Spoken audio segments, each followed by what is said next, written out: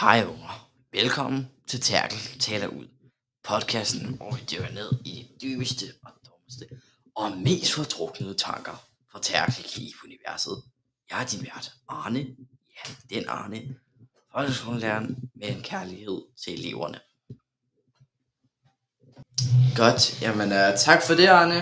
Nu tænker jeg, at vi begynder vores podcast her.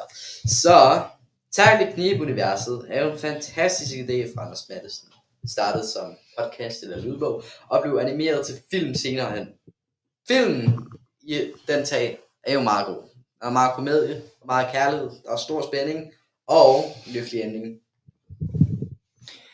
Ja, man kan sige, at scenerne kan godt være lidt upassende i filmen, men de er fandme også sjove. Især scenen, hvor Arne bliver smækket over, forkert karakter, hvor Gunnar bliver smækket over hovedet med et metalrør. Også med lille Victor, der bliver fuldkommen tædet til døde af hans far. Selvom at den animerede film er mere sådan en sjov comedy for hvis du gerne vil have et godt grin, så viser den også nogle dybere problemer som mobning og at blive manipuleret. Jeg tror også, at det viser en vis anden side til sådan, måske Anders Matthesens univers i hvert fald, at nogle børn bliver slået, og så er der ikke voksne, der lytter, og sådan noget som for eksempel der, Onkel Stuart, han var i børnetelefonen, ikke? Så kunne man ikke gøre rigtig noget, fordi han sagde bare, det var lige meget. Men til gengæld så har vi noget helt specielt til jer. Vi skal nemlig interviewe karaktererne nu, så vi starter med den første, det er Terkel. Så hvor mange år, Terkel, har du egentlig været venner med Jason? Nå, men Jason, mand, vi har været venner i lang tid, mand. Han kom bare ind i mit liv, så jeg kan ikke så meget huske det mere. Det startede omkring, du ved, første og anden klasse, ikke? Og nu har vi sådan gerne været venner lige siden, ikke? Det lyder som et stærkt venskab. Ja, tak, mand. Ja, hvordan var det så at få at vide, at Fødedoet elskede dig selv efter hun hoppede ud af vinduet? Du ved, altså, det er jo fint nok egentlig, men altså, hun er jo lidt fed at kigge på, men altså, det var sgu egentlig meget hyggeligt at se at brevet der, men jeg fik også lidt skyldfølelse efter, for at vide det også var sådan Jasens søster og sådan noget der. Men det så er det så også fint nok. Jeg tror at man skal passe på at få sådan en fed kog i hovedet. Ja, præcis, mand. Hvordan var din oplevelse så med Arne? Var han en fed musiklærer? Jo, Arne, mand, han er sgu den bedste, mand. Han er for cool. Ja, okay. Vi har nogle flere spørgsmål der til dig. Giv dem til mig. Hvad har din oplevelse været her på det seneste? Her på det seneste, mand. Det skulle være lidt skræmmende, mand. Det der med Gunnar der, den der skide lorteæderkop.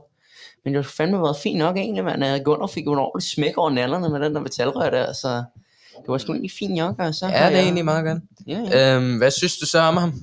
Gunnar? Gunnar der, jamen han var sgu egentlig rimelig fed nok i starten, men så begyndte han at skulle blive lidt psykopatisk over den der lorteæderkop der. Ja, han er lidt en veganer, kan man psykopat. godt sige. Synes du så, at han gik lidt over stregen med den der æderkop? Ja, det synes jeg. Han kunne godt måske have gjort det på en anden måde, i stedet for at tro mig og sådan nogle ting, mand. Okay. Det er godt tackle. Ja. Lad os få den næste person ind. Ja, tak, mand. Altså Rita, vores første spørgsmål til dig er, hvordan var det at blive ignoreret af din storebror i så lang tid? Ja, det var jo rigtig ked af det, fordi at jeg savnede min storebror, men jeg fandt også 16 gram under hans seng på et tidspunkt, og så ville han rigtig gerne snakke med mig i lang tid. Okay. Og næste spørgsmål til dig er, hvordan går det så med din familie? Jamen det går jo fint nok, tror jeg. Min far, han bliver ved med at sige nej, og min mor, hun ryger helvedes til. Nå, det er ærgerligt at høre. Ja, hvordan har dine øjne det så efter det med alle gaflerne og sådan? Altså, jeg kan godt med klap på mit venstre øje, men altså, min højre øje har det fint nok. Det var ikke noget seriøse skader. Jamen, det er vi da ked af at høre, Rita. Hvad vil du selv sige dit forhold til Terkel så? Ja, altså, jeg synes jo, det er ved at gå på skridt her for tiden. Men altså, jeg tror, det bliver bedre med tiden. Jamen lad mig så spørge dig, hvordan har din oplevelse så været på det seneste? Jeg synes, den har været fin nok, men Terkel, han har været lidt urolig af en eller anden grund. Okay, det er rigtig godt, Rita. Tak for det, Rita. Vi ses. Har du brug for noget hjælp med at sådan finde vejen ud? Nej. Tak for ja. Ja, vi ses. Okay, nu har vi så Silas med inden. Hej. Ja, hej Silas. Så vi har bragt nogle spørgsmål med til dig i dag. Mange tak. Hvor mange timer om dagen studerer du egentlig? Det er et godt spørgsmål, for nogle gange tager jeg også ud og fisker, men det går fra 4 til 5 timer. Og ja, det er meget godt. Okay, Silas, så har vi bare et par ekstra spørgsmål til dig her. Hvad er dit forhold med Terkel? Mit forhold med Terkel? Det er et godt spørgsmål, fordi vi er jo aldrig rigtig sammen.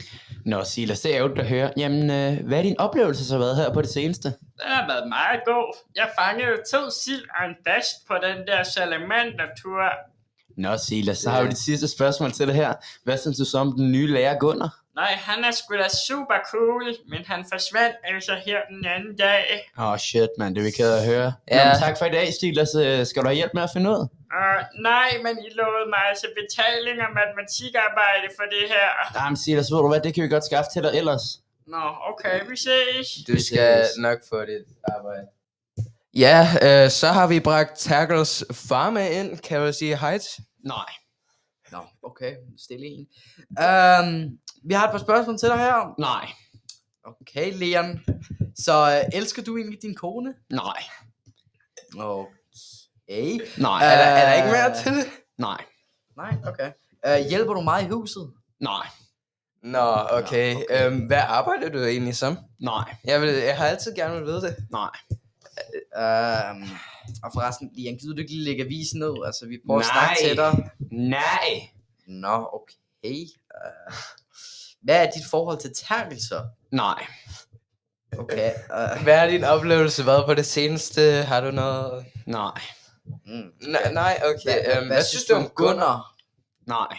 Nå, ja, så tror jeg, vi er færdige med dig her. Jeg elsker BA til dig overhovedet. Holy shit. Nej. Okay. Nu hvor Leon er forladt studiet, så vil vi nu bringe Arne ind. Musiklæreren fra 6. A. Nå, Det er mig. Jeg har 3 spørgsmål med til dig i dag. Det første er, hvordan ved du altid, hvad der sker med Terkel? Jamen, jeg forfølger jo ham lidt, ikke? Og ikke for at lyde creepy, men jeg er også fortælleren i den her historie.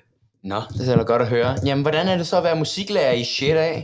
Jamen, det er jo skide hyggeligt, ikke? Altså, børnene, de elsker mig jo. Jeg hørte fra Terkel, du havde spillet fien til en musikteam. Ja, det var jo fordi alle børnene gerne ville spille fint, så det gjorde vi da.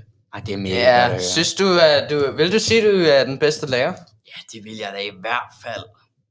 Nå, Ja, det er godt. det er godt at høre. Jamen, så spørger vi dig, hvad er dit forhold så til Terkel? Ja, mit forhold, det er jo meget godt. Han er en elev i min musiktime. Nå. Er han mere end det? Fordi du følger ham lidt rundt. Nej, det er vigtigt for filmen. Okay. Og hvordan har din oplevelse så været på det seneste? Ja, den har været meget god. Altså, jeg oplevede jo hele, hvad der skete med Terkel, og det er jo selvfølgelig synd. Nå. Ja, ja, det med Gunnar. Hvad vil du så synes om ham nu? Ja, så håber jeg, at han bliver fyret, ikke? Men det kan godt være, at han stadig bliver. Jamen, Det er rigtig godt, Arne. Tak for i dag, Arne. Vi ses, ikke? Jo, det gør vi. Hej. Hej alle sammen. Nu har vi Gunnar med, som er Terkels nye lærer i klassen. Og velkommen, Gunnar. Ja, hej små børn. Nå, men, skal vi starte ud med et spørgsmål til dig her? Ja, selvfølgelig. Hvad skete der med dig, efter du prøvede at dræbe Terkel? Jamen, jeg vil ikke sige, at jeg prøvede at dræbe ham. Jeg prøvede at gøre ham om til kompost, sådan, så han ville få et bedre liv. Okay, tak for det, Gunnar. Nu har vi vores sidste spørgsmål til dig her. Hvordan vil du have det, hvis vi to dræbte ned og kan blive foran dig lige nu? Ja, jeg vil helst ikke kommentere på det, vel? Men små børn, jeg synes virkelig, vi burde kigge på, hvor vigtigt det er at bevare livet i skoven. Okay. Hvad er dit forhold så til Terkel? Terkel, den lille møgunge. Jeg vil virkelig ønske, at han bare kunne komme over og dø allerede. Okay, og hvad er din oplevelse så været på det seneste? Ja, men jeg har været på flugt fra politiet i 3 dage nu, og jeg vil nok sige, at det er ved at være lidt træt. Det er forståeligt. Jamen, så vil vi bede dig om at søge at forlade vores podcaststudie. Nå, hej onkel Stuart. Welcome til studiet. Ja, så. Nå, vi har nogle spørgsmål til dig her. Hvordan var det så at arbejde på børnetelefonen? Altså, ja, det var sgu da sjovt nok, ikke? Det siger nok. Har du en bajer eller sådan noget? Nå, men nu hvor du snakker om bajer, så går vi lige ind til det næste spørgsmål. Hvor meget elsker du øl, og hvor meget drikker du? Jeg elsker sgu da ikke, men altså... Sæt dig ned, mand, jeg smadrer. Okay. Ja, hvad er dit forhold til Terkelsen? Elsker du ham, eller? Han er sgu da bare sådan en lille lotte. Altså, han prøvede sgu da at forhindre mig i at købe Fata Branca her den anden dag. Nå, jamen så har vi lige 2 sidste spørgsmål til dig her. Hvordan har din oplevelse så været her på det seneste? Altså, jeg har ligget drukfuld i en busk, så altså, jeg ved sgu ikke lige helt, hvad du mener. Nå, men det er sgu... Nå. Kender du så Gunnar? Nej. Nå, det er vel så det for i dag. Tak for det, onkel Stuart. Jeg kan også gå, hvad der passer mig. Ja, okay, ja.